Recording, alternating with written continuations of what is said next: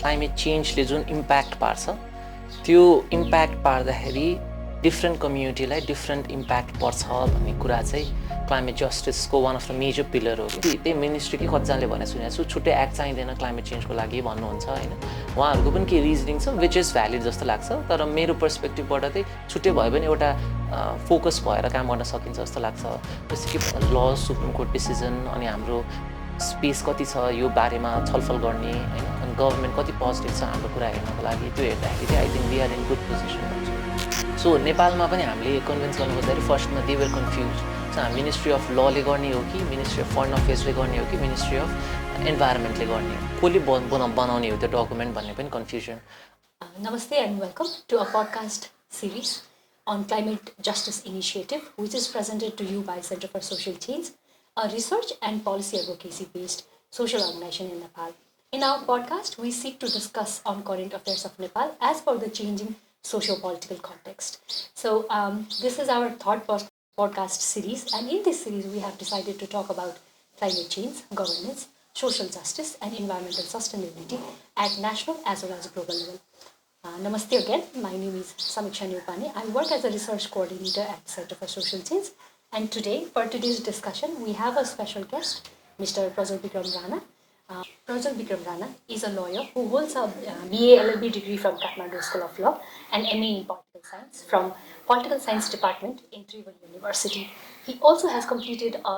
Climate Law and Governance Specialization course from University of Dubai in 2023. Besides his academic qualifications, professionally, he serves as an Asian Front Convener for World's Youth for Climate Justice, and he also has worked as a personal officer for Minister of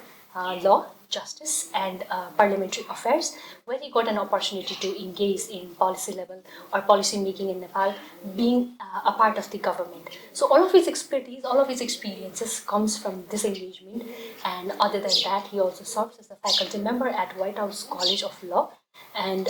his interests are in politics, in governance, in climate change and human rights. Yeah. We are very happy to have you here, Prajwalji, today. Welcome to the Thank you so much. Thank you so much for inviting me. It's a great pleasure to be here. प्रज्वलजी, म directly क्वेसन्समा जानुभन्दा अगाडि चाहिँ एउटा सानो हाम्रो अडियन्सको लागि हुन त अलरेडी गेस पनि गरिसक्नुभयो होला आज हामी के कुरामा डिस्कसन गर्दैछौँ भनेर, तर पनि मैले अलिकति हाइलाइट गर्न चाहेँ। आजको हाम्रो डिस्कसन चाहिँ केमा सेन्टर हुन्छ भन्दाखेरि climate change, climate justice, environmental sustainability र अलिकति चाहिँ यो इन्टरनेसनल फ्रेमवर्क्स एन्ड मेकानिजम्स जसले चाहिँ नेपालको यो लज, पोलिसिज एन्ड रेगुलेसन्सहरूलाई सेभ गर्छ, त्यसको बारेमा चाहिँ आज हामी हाम्रो कन्भर्सेसनलाई चाहिँ सेन्टर गर्छौँ। अब चाहिँ म डिरेक्टली तपाईँमा क्वेसनबाटै गएँ। So let's start with the conceptual clarity first. मैले अघिदेखि I have been using this jargons होइन, त्यसमा चाहिँ क्लाइमेट जस्टिसको कन्सेप्टलाई चाहिँ how do you understand climate justice, how do you see it, अनि यो चाहिँ has it change over time the concept of climate justice, यसमा अलिकति हजुरले हाइलाइट। सो मैले बुझेको क्लाइमेट जस्टिस भन्दाखेरि अलिकति जस्तो कि हाम्रो क्लाइमेट चेन्जले जुन इम्प्याक्ट पार्छ त्यो इम्प्याक्ट पार्दाखेरि डिफ्रेन्ट कम्युनिटीलाई डिफ्रेन्ट इम्प्याक्ट पर्छ भन्ने कुरा चाहिँ क्लाइमेट जस्टिसको one of the major pillar हो कि। सो त्यही भएर जब पनि हामीले जस्टिसको कुरा गर्छौँ तब there are some minority communities or marginalize communities who are affected more than other communities. For example, women are affected more than men, children are affected more than adult, old people are affected more than adult. So त्यो एउटा हुन सक्छ। So त्यो कुरालाई चाहिँ एउटा highlight गरिन्छ। So climate justice भन्ने बित्तिकै जहिले justice for the people who are affected more भन्ने हो। र यसको अलिकति चेन्ज कसरी भइरहेछ भन्ने कुरामा चाहिँ आई थिङ्क पहिला हामीले फर इक्जाम्पल मैले भने जस्तो मेन र फिमेल अथवा के भन्छ ओल्ड र यङ भनेर मात्रै हेरिन्थ्यो भने अब अलिकति इन्टरसेक्सनल पर्सपेक्टिभबाट पनि हेर्नुपर्छ भन्ने छ होइन। वुमेनभित्र पनि दलित वुमेनलाई मोर इम्प्याक्ट पर्छ भन्ने कुरालाई चाहिँ अहिले अब बुझ्न थालिएको छ होइन। वुमेन जस्तै कि ओल्ड पिपलभित्र पनि maybe people who are living in the mountains उहाँहरूलाई धेरै इम्प्याक्ट पर्छ, अथवा मधेसमा कसरी के भन्छ पानीको स्क्यार्सिटीले गर्दा त्यहाँको एउटा छुट्टै कम्युनिटीलाई इम्प्याक्ट पर्छ भन्ने कुरा चाहिँ हाइलाइट गर्नुपर्ने भइरहेछ। त्यही भएर क्लाइमेट जस्टिसको अहिले हेर्दाखेरि चाहिँ यो इम्प्याक्ट पर्दाखेरि पनि डिफ्रेन्ट कम्युनिटिजलाई डिफ्रेन्ट पर्छ त्यो कुरा हो, तर त्योभित्र पनि अब त्यो इन्टरसेक्सनल भएर हेर्नुपर्छ है। ओके, सो यसलाई चाहिँ हामीले अलिकति इन्टरसेक्सनालिटीको पर्सपेक्टिभबाट हेर्नुपर्छ भन्ने चाहिँ अहिलेको कन्टेक्स्टमा द्याट्स बेटर होइन। अनि प्रज्वल चाहिँ जस्तै अलिकति अब यो फर्मल उसबाट अलिकति बाहिर आएर मैले तपाईँलाई सोध्न खोजेको कुरा चाहिँ like how did you get into this issue of climate justice, climate change? Is there any personal affinity or how do you get involved into it? So I think नेपाललाई नै हेर्दाखेरि त अब हामी सबैजना one of the vulnerable country हो Nepal, so सबैजनालाई त्यो इम्प्याक्ट त परेकै छ होइन, त्यो फिल त भइ नै राखेको थियो। तर मैले जोइन गरेको यो क्लाइमेटको विषयमा जोइन गरेको चाहिँ मेरो ल स्कुलको डेजमै हो। सो त्यसमा चाहिँ मैले जस्ट जोइन गरेको थिएँ अनि उहाँहरूको चाहिँ डिफ्रेन्ट कन्ट्रीमा चाहिँ प्रोग्राम्सहरू गर्ने भन्ने थियो कि, अनि त्यहीँको मान्छेहरूले गर्ने भन्ने थियो। अनि मैले चाहिँ नेपालबाट मैले गरेको थिएँ। अनि त्यसमा हामीले अलिकति यो क्लाइमेटको बारेमा कुरा गऱ्यौँ होइन, सो डिस्कसन गऱ्यौँ, हाम्रै कलेजभित्रै गऱ्यौँ, डिस्कसन प्रोग्राम गऱ्यौँ। अनि त्यसमा चाहिँ यो जस्तो एक्सपर्ट्सहरूलाई बोलाएर पनि एउटा सेसन गरायौँ। अनि त्यो बेलादेखि चाहिँ मलाई यो कुरा छ, त्यो एक्सपर्ट्सहरूको कुरा सुनेपछि यो त अलिकति इम्पोर्टेन्ट कुरा रहेछ। स्पेसली हामीले काठमाडौँको पल्युसनको कुरा चाहिँ त्यो बेला हाइलाइट गरेका थियौँ, हाउ काठमाडौँमा चाहिँ एकदम पल्युसनले प्रब्लम गर्छ भन्ने कुरा। सो यो कुराले चाहिँ अलिकति मलाई ओके यो चाहिँ एकदम इम्पोर्टेन्ट कुरा रहेछ होइन, यसमा चाहिँ अलिकति मलाई अझै स्टडी गर्न मन छ भने मैले चाहिँ खास गरी हेर्ने हो भने मैले मोस्ट अफ द टाइम रिसर्चमा फोकस गरे हो कि rather than advocacy। अहिलेको जुन संस्थामा आबद्ध छु त्यहाँ चाहिँ अब एडभोकेसी र रिसर्चसँगै गएको भएर एडभोकेसीमा इङ्गेज भयो, नभए मैले रिसर्चमै फोकस गरेँ। सो त्यहाँ बस्दाखेरि मैले रिसर्चमै गरेँ। अनि पछि हाम्रो त्यही प्रोग्रामको आउटपुटको रूपमा कलेजमा डस्टबिन हाल्नुपर्छ यस्तो यस्तो कुराहरू भन्ने पनि कलेजमा एडमिनिस्ट्रेसनमा गएर कुरा गर्ने यताउता गर्न थाल्यौँ। पछि 5th इयरमा पुगेपछि हाम्रो एउटा यो मिलेनियम क्याम्पस नेटवर्क भन्ने हुन्थ्यो, मिलेनियम फेलोसिप भन्ने हुन्थ्यो, त्यसमा पनि म पार्टिसिपेट गरेको थिएँ। अनि त्यसको हाम्रो प्रोजेक्ट चाहिँ यो प्रोजेक्ट बाँझो भनेर हामीले गरेका थियौँ कि। सो त्यसमा हामीले रिसर्च गऱ्यौँ होल साउथ एसियाको यो इन्भाइरोमेन्टल ल क्लाइमेट सम्बन्धी लजहरू चाहिँ कस्तो छ भनेर एनालिसिस गरेका थियौँ। अनि त्यसमा चाहिँ आई डोन्ट नो त्यो कसरी त्यस्तो धेरै डाइभर्स टिम पायौँ हामीले। साउथ एसियाको डाइभर्स टिम के लाइक अरू कन्ट्रीहरूको पनि मेम्बर्सहरू लाइक एक्सपर्ट्सहरू पिएचडी होल्डर्सहरू पनि अनि एमफिल गरिरहेकोहरू पनि हाम्रो टिममा जोइन हुनुभयो। हामीले ओपन कल गरेका थियौँ होइन। सो यो साउथ एसियन कन्ट्रिजहरूबाटै आउनुभयो अनि अराउन्ड 30 जनाको टिम बनायौँ। सबैजनाले भलन्टियरली हामीले एउटा राम्रो रिसर्च डकुमेन्ट निकाल्यौँ, अहिले काठमाडौँ स्कुल अफ लको वेबसाइटमा पनि पब्लिस छ होइन। सो त्यो रिसर्च गऱ्यौँ। अनि त्यसपछि मलाई okay this is something which we have to work. र मैले यसो एनालाइज गर्दाखेरि नेपालमा क्लाइमेटमा त अब एक्सपर्ट्सहरू धेरै हुनुहुन्छ, तर क्लाइमेटको लिगल फिल्डबाट काम गर्ने एक्सपर्ट्सहरू एकदम थोरै मैले पाएँ होइन। हुनुहुन्छ केही तर एकदम थोरै हुनुहुन्छ। त्यही भएर लिगल पार्टलाई नै फोकस गरेर क्लाइमेटको लिगल पार्टलाई फोकस गरेर चाहिँ यसमा रिसर्च गऱ्यो भने आई थिङ्क यो इन्ट्रेस्टिङ पनि हुन्छ र यसमा स्कोप पनि छ भन्ने पनि मलाई फिल भयो। सो त्यही भएर हो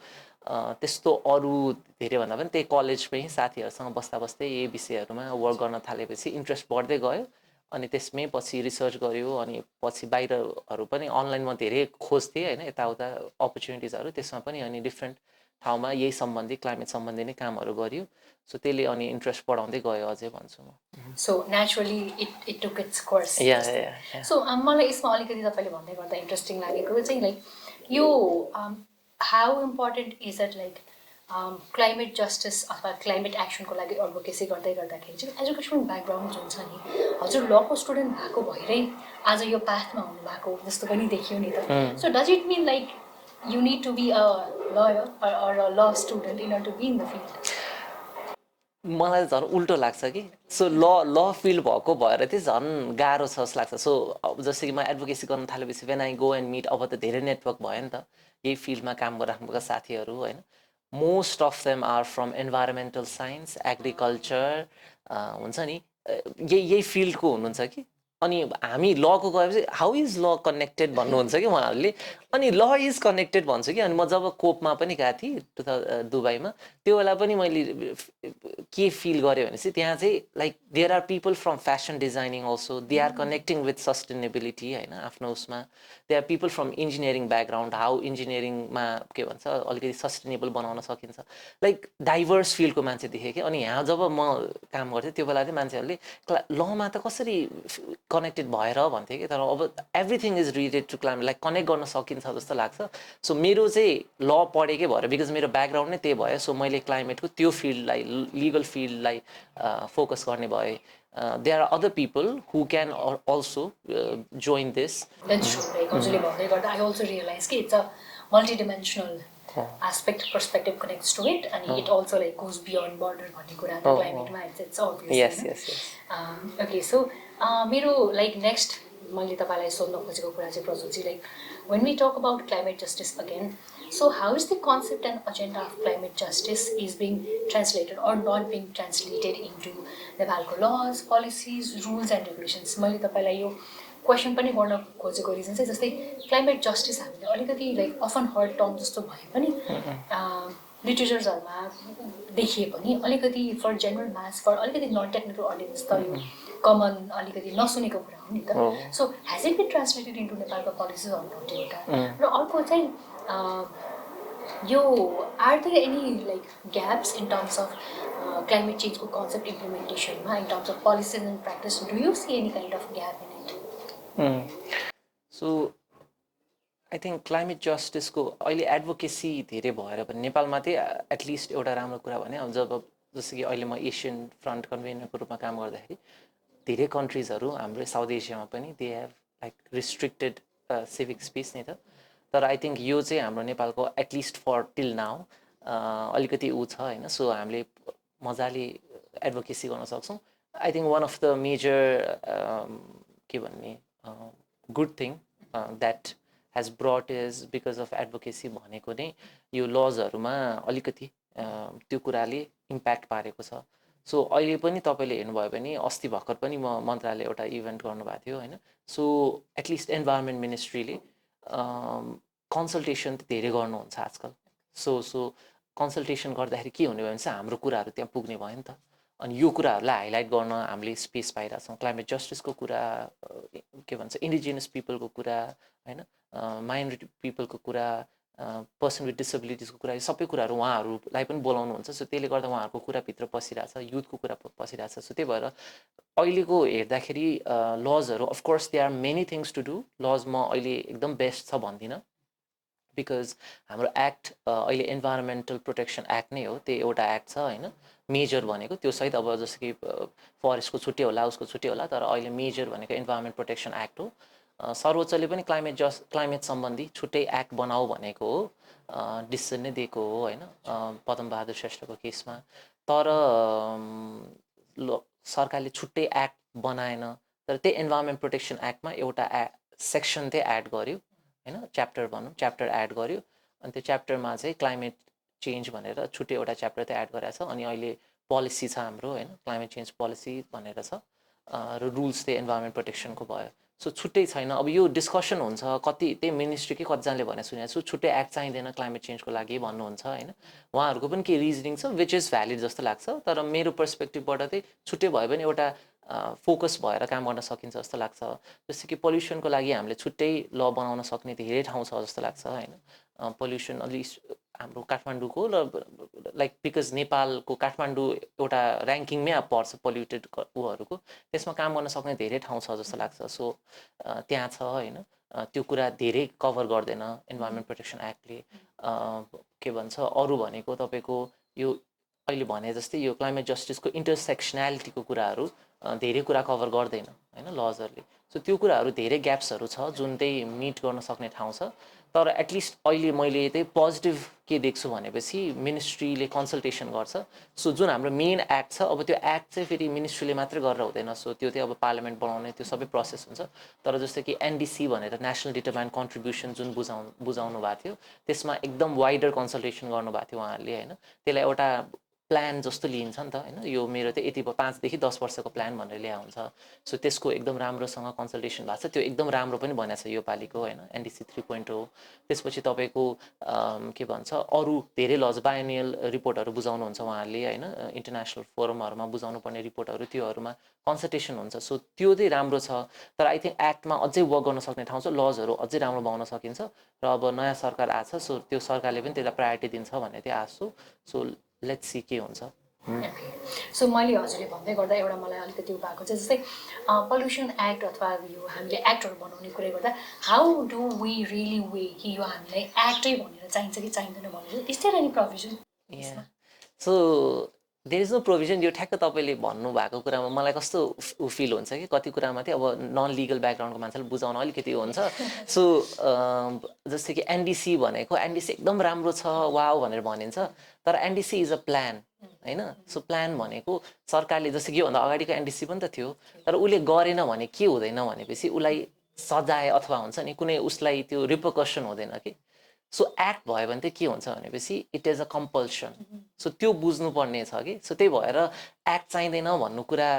भन्छ नि धेरैजना हाम्रो अलरेडी छ त पोलिसिज छ जस्तै कि क्लाइमेट चेन्ज पोलिसी पनि छ हाम्रो त्यो एकदम राम्रो छ होला पोलिसिज नै छ होइन तर द्याट इज अ पोलिसी कि पोलिसीको तपाईँले गर्नु भएन भने त्यसको केही रिपरकसन हुँदैन होइन तर एक्ट भने चाहिँ कम्पल्सन हुन्छ कि सो त्यही भएर यो विषयहरू जस्तो कि यो पल्युसनको कुरा चाहिँ धेरै इम्पोर्टेन्ट हो सो यसको एक्ट बनाउनु पर्छ जस्तो कि इन्भाइरोमेन्टल राइट्सहरू भाइलेट भयो भने त्यसको चाहिँ प्रोटेक्सनको लागि एक्ट भयो भने उसले कम्पन्सेसन क्लेम गर्न सक्ने ठाउँ हुन्छ त्यस्तो विषयहरू चाहिँ बनाउने हो त्यस्तो छुट्टै कतै लेखा हुँदैन यो कुरा चाहिँ एक्टमा मात्रै बनाऊ यो लमा अथवा पोलिसीमा मात्रै बनाऊ यो रुल्समा मात्रै बनाऊ भन्ने त्यस्तो हुँदैन तर के चाहिँ भनेपछि यो महत्त्वपूर्ण विषयहरू एक्ट बनायो भने त्यसको केही भएन भने चाहिँ यो गर्ने भन्ने पनि हुन्छ कि प्रोभिजन एक्टमा सो त्यही भएर जस्तो कि रुख काट्ने कुराहरू धेरै आउँछ होइन त्यो रुख काट्ने कुरालाई किन स्ट्रिक्ट गरेको छ त्यो एक्टमै छ होइन त्यसले त्यही भएर त्यो इम्प्लिमेन्ट गर्न गाह्रो भयो भनेर त कतिजनाले चाहिँ लाइक डेभलपमेन्ट पर्सपेक्टिभबाट डेभलपमेन्ट गर्ने पर्सपेक्टिभबाट चाहिँ गाह्रो भयो भन्नुहुन्छ त्यो एक्टमै राखे भएर गाह्रो भन्नुहुन्छ उहाँहरूले होइन सो त्यो कति कुराहरू चाहिँ इम्पोर्टेन्ट भएको भएर त्यसलाई एक्टमै राख्यो भने त्यसलाई चाहिँ सरकारले प्रायोरिटी दिएर गर्नुपर्छ भन्ने हो पोलिसिज चाहिँ उसले गर्नुपर्छ होइन गर्छ पनि गरेको राम्रो तर गरेन भने उसलाई त्यसमा केही पनि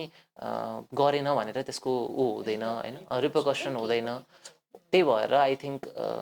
एक्टमै हुनुपर्ने महत्त्वपूर्ण विषयहरू एक्टमै हुनुपर्छ जस्तो लाग्छ मलाई अलिकति लिगली बाइन्डिङ कम्पल्सन क्रिएट गर्नलाई पनि इट्स necessary. Yes. So, त्यसो भए like if we talk about Nepal's policies and frameworks, how much would you rate Nepal's policy and framework on a scale of 1 to 10? Okay, this is tricky question. मैले कति भनिदिन्छु हैन ठ्याक्क number भन्न त अलि उ होला so around I would say 7 to 8 को राउन्डमा भन्छु त्यस्तो नराम्रो पनि छैन हैन सो 7 to 8 तिर छ गर्न सक्ने अझै धेरै ठाउँ छ तर एकदमै नराम्रो झुर्ने छ भन्ने पनि छैन अवस्था हैन सो हामी अलिकति रिजनल हिसाबमा हेर्ने हो भने हाम्रो क्लाइमेटको पोलिसिज जस्टिसको पोलिसिज अथवा क्लाइमेट लको पोलिसिज फ्रेमवर्क्सहरू चाहिँ रिजनल हिसाबमा हेर्दा चाहिँ हामी कुन पोजिसनमा छौँ जस्तो लाग्छ आर वी स्ट्रङ्गर कि हैन रिजनली केही हदसम्म केही राम्रो छ जस्तो कि अब त्यो उसमा पनि भर पर्छ अब जस्तो कि मैले अघि एक्ट भने हैन कति कुराहरू कुनै देशले कन्स्टिट्युसनमा लेख्दैछ जस्तो कि भुटानले फरेस्ट कभरको कुरा उनीहरूले संविधानमै राख्दैछ कि कन्स्टिट्युसनमा सो उनीहरूको 80% चाहिँ हाम्रो फरेस्ट कभर हुनुपर्छ भनेर संविधानमै लेख्दैछ कि सो संविधान त तपाईँलाई थाहा छ हैन त्यो चेन्ज गर्न पनि 2/3 चाहिन्छ नि त so it's a very difficult thing so त्यही भएर त्यस्तो कुराहरू पनि भएको देशहरू छ सो त्यो कुरा त अब राम्रो हो हैन उसले उसमै लेखिदिँदाखेरि हाम्रो संविधानमा त छैन त्यो विषय तर स्टिल हाम्रो इन्भाइरोमेन्टको छुट्टै राइट्स भनेर त्यो उ त छ सो त्यही भएर त्यस्तो कम्पेरिजन नै गर्दाखेरि हाम्रो नराम्रो चाहिँ छैन हैन लहरू हेर्दाखेरि तर मैले दिए जस्तो भुटानको त्यस्तो इक्जाम्पल छ हैन इन्डियाको र पाकिस्तानको यो धेरै कन्ट्रीहरूको पनि के भन्छ यो एक्ट क्लाइमेट सम्बन्धी नै एक्ट भनेर चाहिँ छैन छुट्टै क्लाइमेट चेन्ज एक्ट अथवा त्यस्तो भनेर चाहिँ धेरैको छैन हैन सो त्यही भएर त्यो चाहिँ छ तर हाम्रो एउटा गुड थिङ भनेको चाहिँ ल सहित हाम्रो सुप्रिम कोर्टको डिसिजन्स आर भेरी गुड भनौँ न इन्भाइरोमेन्ट सम्बन्धी डिसिजन्सहरू चाहिँ एकदमै वाइडली अलिकति हाम्रो नेपाली ल्याङ्ग्वेजमा हुने भएको भएर रिजनल कन्ट्रिजहरूले धेरै रिफर गर्न पाउँदैनन् तर जस्तो कि इन्डिया बङ्गलादेश पाकिस्तान यो सबैको इङ्ग्लिसमा हुन्छ सो त्यही भएर हामी एकदम रिफर गरेर हुन्छौँ तर हाम्रो त नेपालीमा मात्रै हुन्छ होइन सो रिफर गर्दैन तर हाम्रो डिस्टेन्सहरू त एकदम रिच छ भन्छु कि म त्यही भएर यो रिजनली हेर्दाखेरि मैले ल मात्रै हेर्दिनँ ल सहित सुप्रिम कोर्टको डिस्टेन्स पनि हेर्छु त्यो हेर्दाखेरि we are in good position भन्छु म हुन्छ नि टप 5मै अथवा टप 3मै छ भनेर म क्लेम गर्न सक्छु त्यो चाहिँ we are in good position compared so comparatively हेर्दाखेरि तर केही कुराहरू कुनै देशको राम्रो हुन्छ होइन मैले भुटानको देखाए जस्तो त्यो कुरा राम्रो होला उसको अरू तर उसको फेरि इम्प्लिमेन्टेसनमा प्रब्लम होला होइन त्यो उसको सिभिक स्पेस रिस्ट्रिक्टेड छ त्यो कुरा सबैलाई हेर्नुपर्छ होला होइन हाम्रोमा अलिकति ओपन छ अब इन्डियामा क्लाइमेटको धेरै अस्ति भर्खरै हाम्रो वान अफ द के भन्ने famous person regionally internationally work गर्ने हरजित सिंहलाई पक्राउ गरेर पछि छोडेको थियो होइन सो त्यस्तो स्पेसहरू उहाँहरूको रिस्ट्रिक्ट हुँदै गइरहेछ सो त्यो कुरा हेर्दाखेरि हाम्रो फेरि राम्रो होला सो त्यही भएर यो ओभरअल पर्सपेक्टिभ हेर्नुपर्छ not only laws Supreme Court decision अनि हाम्रो स्पेस कति छ यो बारेमा छलफल गर्ने होइन अनि गभर्मेन्ट कति पोजिटिभ छ हाम्रो कुरा हेर्नको लागि त्यो हेर्दाखेरि चाहिँ I think we are in good position भन्छु म सो कलेक्टिभली भन्दा चाहिँ we have this we are in a better यस अहिले चाहिँ मैले अलिकति हजुरलाई नेपाल र रिजनल कन्टेक्स्टको बारेमा सोधेँ अब चाहिँ एउटा क्वेसन चाहिँ let's also talk about like bring into perspective यो इन्टरनेसनल क्लाइमेट ल अनि इन्टरनेसनल मेकानिजम्स एन्ड फ्रेमवर्क्स पनि सो मेरो नेक्स्ट क्वेसन तपाईँलाई चाहिँ लाइक नेपालले कस्तो यो नेपालले अर्डर गरेको इन्टरनेसनल फ्रेमवर्क्स अथवा मेकानिजम्सहरू चाहिँ what are some of the international frameworks and mechanisms that Nepal adheres to in terms of like reflecting its commitment to global climate action? I know there are plenty, तर हजुरले लिस्टै गर्नु पर्दाखेरि चाहिँ जस्तै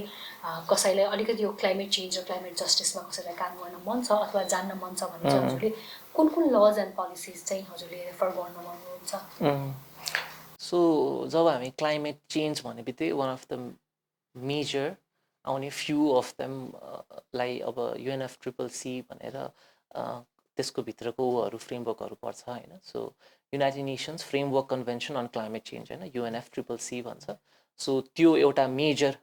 convention हो त्यो चाहिँ फ्रेमवर्क कन्भेन्सन हो होइन सो त्यो अन्डरमा डिफ्रेन्ट उहरू आएको छ अनि त्यसमा हेर्नुपर्ने भनेको एकदमै छुटाउन नहुने प्यारिस अग्रिमेन्ट भन्छौँ हामीले होइन 2015 को प्यारिस अग्रिमेन्टलाई मिस गर्नुहुन्न त्यसपछि तपाईँको क्योटो प्रोटोकल भन्ने छ होइन सो क्योटो प्रोटोकल हेर्नुपर्छ त्यो सहित अब अरू विभिन्न उहरू पनि छ मेजर म यही तिनवटा भन्छु UNFCCC United Nations Framework Convention on Climate Change Paris Agreement Kyoto Protocol यो तिनवटा चाहिँ एकदमै छुटाउन नहुने त्यो सहित अब डिफ्रेन्ट अरू कन्भेन्सनहरू पनि छ जस्तो कि ओजोन लेयर डिप्लिसन सम्बन्धी छुट्टै कन्भेन्सन छ होइन तपाईँको अनि डिक्लेरेसन्सहरू भन्ने हुन्छ अब अगेन त्यो मैले अघि एक्ट र ऊ भने जस्तै पोलिसी भने जस्तै डिक्लेरेसनको बाइन्डिङनेस चाहिँ हुँदैन तर स्टिल केही डिक्लेरेसनहरू इम्पोर्टेन्ट छ जस्तो कि रियो डिक्लेरेसन भन्छ होइन रियो डिक्लेरेसनलाई एकदम इम्पोर्टेन्ट रूपमा हेरिन्छ तर त्यसको बाइन्डिङनेस हुँदैन मैले अघि भने जस्तो होइन स्टकहोम डिक्लेरेसन भन्ने छ त्यो पनि इम्पोर्टेन्ट छ तर त्यो अगेन डिक्लेरेसन हो सो कन्भेन्सन एउटा बाइन्डिङनेस हुन्छ कन्भेन्सनको होइन तर यो डिक्लेरेसनको हुँदैन तर दिज डिक्लेरेसन स्टिल क्लाइमेटमा इन्ट्रेस्ट भएकोले चाहिँ हेर्नै पर्ने डिक्लेरेसन्सहरू हो सो मेजर म अहिले यति लिन्छु होइन यसको र पार्टी यो तिनवटा जुन मैले कन्भेन्सनको नाम लिएँ त्यो कन्भेन्सनको नेपाल पार्टी पनि छ र हामी त्यसकै अन्डरमा यो जुन हामी कोप प्रोसेसमा जाने एभ्री इयर भनेर भन्छौँ नि सो त्यो प्रोसेसमा जाने पनि यही कन्भेन्सनको पार्टी भएर हो सो या त्यही हो मेजर जस्तै हामीले अब अघि हजुरले पनि भन्नुभयो देयर आर लट अफ यस्तो यो conventions and a lot of agreements that we are party to होइन यसमा चाहिँ मलाई एउटा अलिकति फिल भएको आफूले पढ्दै गर्दा पनि होइन आउँदै गर्दाखेरि चाहिँ नेपालले यति धेरै अग्रिमेन्ट्सहरू गरेको छ सो डज द्याट प्रोभाइड हाम्रो state government of Nepal loose space to like हुन्छ नि अलिकति अलरेडी यति गरिसकेको छ अब वी डोन्ट निड टु हुन्छ नि गभर्मेन्टको इनएक्सन भन्न I don't know if inaction is a correct term तर गभर्मेन्टको अलिकति यो लुज एक्सन अथवा जति हुनुपर्ने गभर्मेन्टको अब्लिगेसन त्यो नदेखिनुको रिजन चाहिँ is it that we have a lot of agreements already in place so गभर्मेन्टले अलरेडी गरिरहेछ भन्ने खालको त्यस्तो केही छ uh, Or is it just a misconception? होइन मिसकन्सेप्सन होइन, केही हदसम्म हामी धेरै कन्भेन्सनको पार्टी भयो भन्ने कुरा पनि भनिन्छ होइन, तर इम्पोर्टेन्ट कन्भेन्सनको पार्टी चाहिँ हुनुपर्छ जस्तो नै लाग्छ। बिकज जस्तो कि प्यारिस अग्रिमेन्टबाट युएसले ट्रम्प एडमिनिस्ट्रेसन आएपछि प्यारिस अग्रिमेन्टबाट हामी ब्याक हुन्छौँ भन्ने कुराले त्यसले होल वर्ल्डभरि त्यसले एउटा राम्रो मेसेज दिएन, सबैले लाइक क्रिटिसाइज गर्यो, त्यो सबै भयो नि। सो त्यस्तो अग्रिमेन्ट्सहरू हुन्छ जुन चाहिँ भेरी इम्पोर्टेन्ट छ र you're part of this international community, so त्यसको पार्ट हुनुपर्छ भनेर पनि यु हेभ टु हुन्छ नि बी पार्ट अफ इट भन्छु म। तर नचाहिने कन्भेन्सनहरू पनि लाइक हुन्छ नि हामीलाई रिलेभेन्ट नहुने, लेट्स नट से नचाहिने, तर केही कन्भेन्सनहरू हामीलाई रिलेभेन्ट नभएको पनि हामी पार्टी भएको हुनसक्छ, त्यस्तो चाहिँ कहिलेकाहीँ हुनसक्छ। तर क्लाइमेटको स्पेसमा चाहिँ आई थिङ्क हामी जति पार्टी भएको छौँ त्यति रिलेभेन्ट नै छन् कन्भेन्सन एटलिस्ट होइन। त्यस्तो ऊ छैन, क्योटो अलिकति काम गरेन यस्तो यस्तो भनेर भनिन्छ, तर स्टिल त्यो बेला त पार्टी हुनुपर्ने आई थिङ्क जरुरी नै थियो, सो त्यो भएको छौँ। तर इम्प्लिमेन्टेसनमा चाहिँ केही हदसम्म जस्तो कि हामी ह्युमन राइट्सको कन्भेन्सनहरू पनि हामीले हेर्दाखेरि ह्युमन राइट्सको कन्भेन्सनमा पनि हामी धेरै कन्भेन्सनको पार्टी छौँ होइन। अनि त्यो कन्भेन्सनहरूको पार्टी हुँदाखेरि जस्तो कि त्यसको मोनिटरिङ बडिज पनि हुन्छ कि तपाईँको त्यसलाई के भन्छ, जस्तो कि international convention on international covenant on civil and political rights भन्ने छ, त्यसको मोनिटरिङ बडी चाहिँ ह्युमन राइट्स कमिटी भन्ने हुन्छ कि, अथवा सिसिपिआर कमिटी भनेर भनिन्छ। उसले चाहिँ टाइम टाइममा आफ्नो हामीले केस पनि लग्न मिल्छ त्यहाँ होइन, केस भनेर कम्युनिकेसन भन्छौँ जे पनि त्यो लग्न मिल्छ, प्लस उसले पनि केही टाइममा भनिरहन्छ सरकारलाई, रिकमेन्डेसन दिइरहन्छ। त्यस्तो कुराहरूलाई सरकारले प्रायोरिटी दिएको देखिँदैन कि होइन। सो त्यो कुराहरूलाई पनि त्यो पनि इन्टरनेसनल कम्युनिटीको हामी पार्ट हो, त्यसलाई पनि प्रायोरिटी दिनुपर्छ, त्यसको डिसिजनलाई पनि अथवा रिकमेन्डेसनलाई पनि प्रायोरिटी दिनुपर्छ भन्ने हो, तर दिइँदैन। त्यो चाहिँ अलिकति ऊ छ जस्तो लाग्छ होइन, वर्क गर्नुपर्ने धेरै, त्यसलाई प्रायोरिटी नदिएको। तर फ्यु अलिकति सेलेक्टिभ चाहिँ केही हदसम्म गभर्मेन्टहरू त्यो भएको चाहिँ हुनसक्छ। र इन्टरनेसनल लको चाहिँ जसरी तपाईँले नेपालमा जस्तो कि एक्ट मैले अघि भने जस्तो भायोलेट गऱ्यो भने केही पनिसमेन्ट हुन्छ, त्यही लेभलमा इन्टरनेसनल लको चाहिँ त्यही लेभलको हुँदैन होइन। अनि of course international politics plays a huge role. So अहिले जे भइरहेछ होइन, तपाईँले देख्न सक्नुहुन्छ, यही कुरा अर्को कन्ट्रीले गरे भए त्यसको कस्तो एक्सन हुन्थ्यो होइन, युएन कति एक्टिभ हुन्थ्यो होला, सेक्युरिटी काउन्सिल कति एक्टिभ हुन्थ्यो होला, स्याङ्सन लाउने एभ्री अल हुन्थ्यो होला, तर उसलाई हुँदैन। सो त्यो भएर त्यो चाहिँ इन्टरनेसनल ल नै भनौँ होइन, इन्टरनेसनल पोलिटिक्सबाट धेरै इन्फ्लुएन्स भएको भएर त्यो चाहिँ छ होइन। सो त्यो एउटा कमजोरी भन्नुपर्छ। तर स्टिल एउटा इन्टरनेसनल कम्युनिटीको हामी पार्ट भएको भएर आई वुड से हामी पार्ट हुनु चाहिँ पर्ने छ होइन धेरै कुराहरूको। तर कति कुराहरू चाहिँ नचाहिने कुराहरूमा पनि हामी परेको छौँ भन्ने चाहिँ हुनसक्छ। त्यो कुरालाई हजुरले भन्नुभएको जस्तो जसरी हेर्नु पनि यो इन्टरनेसनल फ्रेमवर्क्स र मेकानिजमकै कुरा गर्दा मैले अर्को एउटा जोड्न खोजेको चाहिँ प्रज्वलजी जस्तै यो I remember reading one article हाम्रो यो हिमालयन टाइम्सको न्युज पेपरमा कि यो 2024को मार्चमा नेपालले चाहिँ एउटा लिगल डकुमेन्ट सबमिट गर्यो इन्टरनेसनल क्लाइमेट आइसिजेलाई, त्यति बेला चाहिँ इन्टरनेसनल कोर्ट अफ जस्टिसलाई। सो त्यसको 9 months पछि, अराउन्ड 9 months पछि, डिसेम्बर 2024मा चाहिँ हाम्रो the then minister of like foreign affairs Arzu देवगनमा उहाँले चाहिँ गएर ओरल प्रेजेन्टेसन पनि दिनुभएको थियो अन स्टेटको obligations in regards to climate change भनेर पनि मैले पढेको थिएँ। सो यो चाहिँ अलिकति हजुरले सिम्प्लिफाई गरेर भन्दाखेरि what does this submission mean to us होइन, र यो आइसिजे प्रोसेस भनेको International court of Justice process भनेको के हो, अथवा नेपालबाट कस्तो कस्तो खालको केसेसहरू चाहिँ आइसिजेमा पुग्छ अथवा हामीले लाने ट्राई गर्छौँ, र यसको मेथड के हो, हामीले कुनै पनि एउटा एजेन्डालाई लग्नको लागि चाहिँ what do we have to do, यसमा मलाई अलिकति भन्नुहुन्छ। So international court of justice चाहिँ युएनको जुडिसियल अर्गन हो होइन, फर्स्ट अफ अल। सो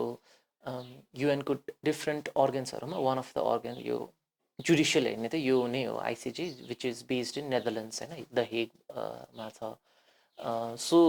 यसको प्रोसेस अलिकति डिफ्रेन्ट हुन्छ। हामीले जस्तो कि तपाईँले नेपालले कतिचोटि लगाएको छ भन्ने कुरा भन्दाखेरि that was the first time Nepal participated in ICJ proceeding. So अहिलेसम्म पार्टिसिपेट गरेको थिएन,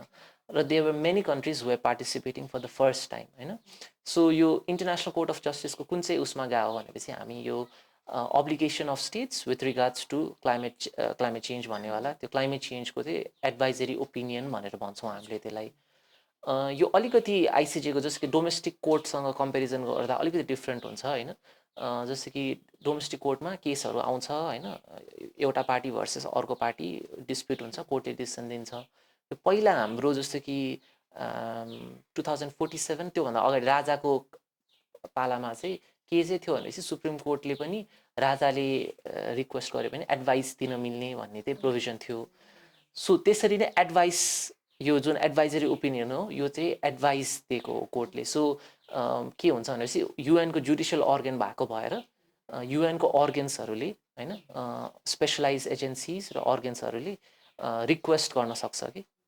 आइसिजेलाई चाहिँ तिमी यो विषयमा चाहिँ तिम्रो लिगल एक्सपर्टिज देऊ यसको चाहिँ ओपिनियन देऊ तिम्रो भनेर चाहिँ रिक्वेस्ट गर्न सक्छ सो एउटा भने आइसिजेले चाहिँ स्टेट भर्सेस स्टेटको केस हेर्छ होइन सो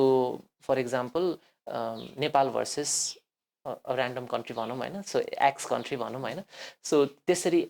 वान कन्ट्री भर्सेस अनदरको कन्ट्रीको हेर्छ जसको निकाराग्वा भर्सेस युएस भन्ने फेमस केस छ सो त्यो निकाराग्वाले लिएर गएको सो त्यो एउटा भयो होइन त्यस्तो कन्ट्री भर्सेस कन्ट्रीको केस हेर्छ सो अनि उसले डिस्प्युट सेटल गर्ने भयो त्यो कन्ट्रीको अनि डिसिसन दिने भयो त्यो चाहिँ फेरि बाइन्डिङ नै हुन्छ उसले कोर्टले डिसिसन दिएपछि चाहिँ बाइन्डिङ नै हुन्छ त्यो कन्ट्रीले चाहिँ मान्नु पर्यो होइन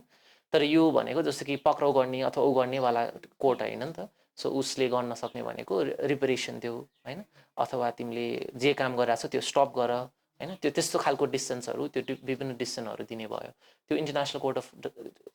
कोर्ट अफ जस्टिसले दिने एउटा काम भयो स्टेट भर्सेस स्टेटको अर्को चाहिँ एडभाइजरी ओपिनियन हो होइन एडभाइजरी ओपिनियन पनि धेरै दिइसकेको छ कोर्टले होइन सो न्युक्लियर वेपनको विषयमा पनि न्युक्लियर वेपन्सको सम्बन्धी पनि पहिला रिक्वेस्ट गरेर कोर्टले दिएको छ यो पनि जस्तो कि भानुआटू भन्ने कन्ट्रीले चाहिँ यसमा लिड लियो स्टार्ट भएको चाहिँ पेसिफिक स्टुडेन्ट्सहरूले यो क्याम्पेन स्टार्ट गरे सो क्लासमै बसेको ल स्टुडेन्ट्सहरूले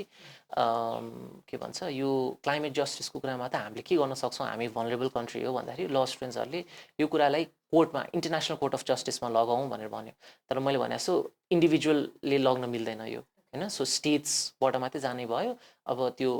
एडभाइजरी ओपिनियन त अझै अर्गेन्सले मात्रै रिक्वेस्ट गर्न सक्यो so they approached many Pacific countries one of them was Vanuatu जसले राम्रोसँग लियो र भानुआटूले जेनरल एसेम्ब्लीमा लग्यो होइन युएन जेनरल एसेम्ब्लीमा र त्यहाँ चाहिँ सबै स्टेट्सले युनानिमसली डिसिसन भयो ल हुन्छ इन्टरनेसनल कोर्ट अफ जस्टिससँग रिक्वेस्ट गरौँ अब्लिगेसन्स के हुन्छ त स्टेटको उसलाई रिक्वेस्ट गरौँ लिगल अब्लिगेसन्सको बारेमा भनेर चाहिँ गएको हो सो यो प्रोसेस अलिकति डिफ्रेन्ट छ होइन अनि जब त्यो गयो त्यसपछि नेपालमा चाहिँ नेपालले अहिलेसम्म पार्टिसिपेट गरेको थिएन आइसिजेको कुनै पनि प्रोसिडिङ त्यो स्टेट भर्सेस स्टेटमा पनि गरेको छैन एडभाइजरी ओपिनियनमा पनि गएको थिएन सो त्यही भएर नेपालको लागि नयाँ थियो यो होइन सो हामीले त्यसको लागि हुन्छ नि एडभोकेसी गऱ्यौँ यो जानुपर्छ एकदम इम्पोर्टेन्ट हो बिकज नेपाल जस्तो कन्ट्रीलाई एउटा क्लाइमेट भनरेबल कन्ट्री र इन्टरनेसनल स्पेसमा एउटा माउन्टेनियस कन्ट्रिजको विषयमा कुरा उठाउन सक्ने स्ट्रङली नेपाल हुनसक्छ भन्ने चाहिँ त्यो कारणले पनि नेपाल जानुपर्छ भनेर एकदम धेरै एडभोकेसी पछि इट वाज पोसिबल होइन र राम्रोसँग गभर्मेन्टले लियो पछि होइन तर अफकोर्स स्टार्टिङमा गाह्रो भयो पनि पछि पोजिटिभली लिनुभयो र गयो सो त्यही भएर नेपालको तपाईँको again coming very long answer भयो but again coming back to what you had आक्स अब नेपालले अहिलेसम्म गरेछ भन्दाखेरि अरूमा अहिलेसम्म गरेको छैन this is the first stance होइन तर जस्तो कि तपाईँको जुन बेला नेपाल र इन्डियाको border डिस्प्युट भएको थियो स्पेसली कालापानी एन्ड उसको त्यो बेला धेरै कुरा चाहिँ सुनिन्थ्यो नेपालले इन्टरनेसनल कोर्ट अफ जस्टिस जानुपर्छ भनेर त्यो बेला धेरै कुरा चाहिँ सुनिन्थ्यो होइन आइसिजे जानुपर्छ इन्डियाको अगेन्स्टमा भनेर त्यो जान्थ्यो तर त्यो अलिकति प्रोसेस अलिकति डिफ्रेन्ट थियो गाह्रो हुन्छ त्यो होइन त्यो धेरै लामो प्रोसेस हुन्छ तर त्यो बेला चाहिँ कुरा चाहिँ उठेको लाइक हुन्छ नि धेरैजनाले आइसिजे जानुपर्छ एभिडेन्सहरू कलेक्ट गर्न थालौँ अहिलेदेखि भन्ने खालको कुराहरू चाहिँ आएको हो तर त्यो बाहेक आई डोन्ट थिङ्क त्यस्तो धेरै उ भएको छ होइन आइसिजेमै चाहिँ गएको छैन तर अरू आर्बिट्रेसनहरू यताउता चाहिँ गएको केसहरू छ होइन एनसेलकै केसमा आर्बिट्रेसनमा गएको छौँ होइन इन्टरनेसनल बडी नै हो त्यो त्यस्तो छ तर नेपालको लागि चाहिँ this was the first time हामी इन्टरनेसनल कोर्ट अफ जस्टिसमा गएको हजुर अनि जस्तै अब अघि हजुरले भन्नुभएको जस्तो हामीले यो मैले नै पनि निकालेको थिएँ हामीले लिगल डकुमेन्ट एउटा चाहिँ इन्टरनेसनल कोर्ट अफ जस्टिसमा सबमिट गऱ्यौँ नि जुन रिटर्न डकुमेन्ट त्यो चाहिँ प्रज्वलजी अलिकति फर्मल अलिकति टेक्निकल डकुमेन्ट भयो नि होइन so I was like thinking कि हजुरहरूले यो ड्राफ्ट गर्दाखेरि रिटर्न डकुमेन्ट ड्राफ्ट गर्दाखेरि अथवा पछि त्यो सबमिसन प्रोसेसमा चाहिँ how were you able to incorporate local voices, also especially local voices matrai bhanda pani young mass, young people who are अथवा नेपालको different communities who are directly impacted by climate change अथवा who are in injustice, उहाँहरूको भोइसेसहरू चाहिँ हजुरहरूले कसरी त्यसमा incorporate गर्नुभयो? और त्यसमा एउटा एडिसनल क्वेसन चाहिँ maybe who were stakeholders to it while drafting that? या सो यसमा अलिकति जस्तो कि यो गभर्मेन्ट साइडबाट भएको भए अलिकति यो कुराहरू धेरै इन्कर्पोरेट गर्नुपर्ने र गर्न सकिन्थ्यो जस्तो लाग्छ. सो हाम्रो अलिकति म ब्याकग्राउन्डमा जाँदाखेरि यो नेपाललाई जसरी कि मैले भने अघि कन्भिन्स गर्नुपर्ने भयो भनेर, त्यो कन्भिन्स अहिले भन्दाखेरि हामीले कन्भिन्स गऱ्यौँ भने जस्तो मात्रै हुन्छ, तर इट वाज लङ हुन्छ नि मन्थ्स अफ एफर्ट कि धेरै मिहिनेत गर्नुपर्ने, हरेक दिन जसो सिंहदरबार म त त्यो बेला हुन्छ नि जानुपर्ने. सो यति धेरै गाह्रो भयो होइन, बिकज फर्स्ट अफ अल त फर्स्ट टाइम भएको भएर दे डोन्ट नो कुन चाहिँ मिनिस्ट्रीले हेर्ने पनि they were not sure. So आइसिजेले के गर्यो भनेपछि यो जब जेनरल एसेम्ब्लीबाट आइसिजेमा गयो, आइसिजेले सबै युएन मेम्बर्सलाई चाहिँ भन्यो तिमीहरूको आफ्नो ओपिनियन के छ यो विषयमा, बुझाऊ, रिटर्न फर्ममा बुझाऊ भनेर पहिला बोलायो होइन. रिटर्न फर्मको डेडलाइन थियो, त्यो डेडलाइन त 2-3 चोटि एक्सटेन्ड भएको हो, त्यो धेरै स्टेट्सहरूले रिक्वेस्ट गरे भएर यो आइसिजेको हिस्ट्रीमै सबभन्दा धेरै स्टेट्सहरूले पार्टिसिपेट गरेको प्रोसिडिङ थियो कि. सो रिटर्नमा पनि ओरलमा पनि उनको हाइएस्ट स्टेट्सहरूको पार्टिसिपेसन थियो, बिकज हामीहरूले बाहिरबाट धेरै हामी जस्तो सिएसएसहरूले चाहिँ स्टेट्सहरूलाई यसमा चाहिँ पार्टिसिपेट गर्नुपर्छ, यो इम्पोर्टेन्ट छ भनेर पुस गरिरहेको भएर. सो नेपालमा पनि हामीले कन्भिन्स गर्न खोज्दाखेरि फर्स्टमा दे वर कन्फ्युज. सो हामी मिनिस्ट्री अफ लले गर्ने हो कि मिनिस्ट्री अफ फरेन अफेयर्सले गर्ने हो कि मिनिस्ट्री अफ इन्भाइरोमेन्टले गर्ने हो, कसले बनाउने हो त्यो डकुमेन्ट भन्ने पनि कन्फ्युजन. अब लेटर चाहिँ उसमा मोफामै आउँछ होइन, फरेन अफेयर्समै, तर फरेन अफेयर्सले अब कुनलाई पठाउने भन्ने कुरा, त्यसमा अब उसले इन्भाइरोमेन्ट मिनिस्ट्री क्लाइमेट भएर पठाइदिन्छु भनेर पठायो. त्यहाँ गएर हामीले कुरा गऱ्यौँ, उहाँहरूले अब यो लिगल कुरा हो टोटली होइन, कोर्टको कुरा, लिगल कुरा हो, यो त कसरी हामीलाई थाहा छैन भन्ने खालको कुरा आयो. पछि हामीले यो त एकदम इम्पोर्टेन्ट हो भनेर बुझायौँ होइन, यो गर्नु पऱ्यो, बरु तपाईँहरूको पनि लिगल, बिकज मिनिस्ट्रीभित्र पनि लको डिपार्टमेन्ट हुन्छ नि त, त्यो गर्न सक्नुभयो, नभए ल मिनिस्ट्रीसँगै कन्सल्ट गर्नुभयो हुन्छ भन्दाखेरि पनि त्यो गर्न उहाँले त्यस्तो रुचि देखाउनु भएन. हामीले अनि त्यहाँबाट पछि एकदमै धेरै पुस गर्दा लाइक हुन्छ डिफ्रेन्ट इभेन्टहरूमा गयो भने पब्लिकली नै यो गभर्मेन्टले लिनुपर्छ, लिँदैन, प्रायोरिटी दिएन भनेर पब्लिकली नै कल आउट गर्न थालेपछि अनि बोलाएर मिटिङमा ल अब कुरा गरौँ के हो यो बुझाउनुहोस् भनेर चाहिँ भन्नुभयो. अलिकति त्यो लिगल ब्याकग्राउन्डको नभएको भएर उहाँलाई गाह्रो पनि भयो होला, द्याट आई क्यान अन्डरस्ट्यान्ड. तर यो यसको प्रायोरिटी चाहिँ इम्पोर्टेन्स चाहिँ बुझाउन ट्राई गर्दाखेरि पछि डिफ्रेन्ट स्टेक होल्डर्सको थ्रुबाट पनि त्यहाँ मिनिस्ट्रीको मान्छेहरूलाई भन्दाखेरि पोजिटिभ लिनुभयो. अनि हामीले के भन्यो भनेपछि हामी एज अ युथ हामीले पनि एउटा ड्राफ्ट गर्छौँ होइन, हामी पनि ड्राफ्ट गर्छौँ बाहिर बसेर, हाम्रो टिम बनाउँछौँ भनेर हामीले अराउन्ड 15-20 जनाको टिम बनायौँ होइन, ल स्टुडेन्ट लयर्सहरूको नै टिम बनायौँ र त्यो डकुमेन्ट ड्राफ्ट गर्न थाल्यौँ. सो हामीले गभर्मेन्टलाई भन्यौँ हामी बाहिरबाट ड्राफ्ट गर्न थाल्छौँ, हाम्रो सब्मिसन्स त्यो तपाईँलाई दिन्छौँ, त्यो तपाईँको जुन सब्मिसन हुन्छ त्यसमा त्यो कुरा पनि इन्क्लुड गरेर बुझाइदिनु होला भनेर भन्यौँ. अनि हामीले मिनिस्ट्रीमा गएर इन्भाइरोमेन्ट मिनिस्ट्रीमा ल यो इम्पोर्टेन्ट तपाईँहरूले गर्नु होला भनेर ल हुन्छ भन्ने जस्तो कुरा गर्नुभयो. अनि जिम्मा पनि लाउनु भयो, ल यो टिमले जिम्मा गर्नुहुन्छ, उहाँले गर्नुहुन्छ भन्नुभयो. ल भनेर छोड्यौँ. अनि हामी 1 महिनापछि आउँछौँ, अब यो सबै भएपछि 1 महिनापछि जाँदाखेरि दे हेभ नट स्टार्टेड, केही पनि भएको छैन, नथिङ एट अल. अब डेडलाइन आइसक्यो होइन, अनि के गर्ने. अनि त्यसपछि हामीले भन्यौँ हामीले त ड्राफ्ट गरेका छौँ, सो हामीले अब त्यो गभर्मेन्टकै सब्मिसन हुन्छ भनेर पनि हामीले एक्सपेक्ट गरेको थिएनौँ. हाम्रो आइडिया चाहिँ हामीले बनाउँछौँ, त्यो सब्मिसन्सबाट केही कुराहरू लिएर उहाँले हाल्नुहुन्छ भन्ने थियो, तर उहाँले बनाउनु भएको छैन. अनि के गर्ने भनेपछि त्यसपछि अब उहाँले ल तपाईँहरूकै सब्मिसन्स ल्याउनु, त्यसलाई नै गर्ने भन्नुभयो. अनि हाम्रो त 70 पेज लङ डकुमेन्ट थियो कि, लामो रिसर्च, बिकज यति धेरैजना मिलेर होइन यो राम्रोसँग गर्नुपर्छ भनेर लामो रिसर्च गरेको थियो. अनि के भन्नुहुन्छ अब यो त यत्रो त कहाँ हामीले हेर्न भ्याउँछौँ, रिभ्यू गर्न भ्याउँदैन, 5 पेजमा झार्नु भन्नुभयो कि. 5 पेजमा कसरी झार्नु त्यत्रो डकुमेन्ट होइन, नेगोसिएसन गरेर हामीले 10 पेज बनाएको. 10 पेजमा हामीले त्यत्रो 70 पेजको डकुमेन्ट 2-3 दिनमा हामीले 70 पेजको डकुमेन्टलाई इम्पोर्टेन्ट कुराहरू निकालेर 10 पेजमा झारेर अनि गभर्मेन्टलाई दियौँ. यहाँबाट जाने फेरि त्यहाँ एम्बेसीको मान्छेले डाइरेक्ट गएर इन पर्सन बुझाउनु पर्ने रहेछ कि कोर्टमा. सो अनलाइन बुझाएर पनि नहुने रहेछ, एम्बेसडर नै गएर बुझाउनु पर्ने. सो त्यस्तो प्रोसेस रहेछ. सो त्यो सबै त्यो प्रोसेसहरू भयो. तर with regards to your question about stakeholder होइन, मैले जस्ट यो ब्याकग्राउन्ड दिन खोजेँ सो द्याट होस्. सो स्टेक होल्डर कन्सल्टेसन कति हुन पायो त भन्दाखेरि भएन होइन, अनेस्टली हुँदाखेरि नथिङ एट अल बिकज गभर्मेन्टले यो इनिसिएटिभ लिएको भए चाहिँ गभर्मेन्टले गर्न सक्थ्यो होइन गभर्मेन्टले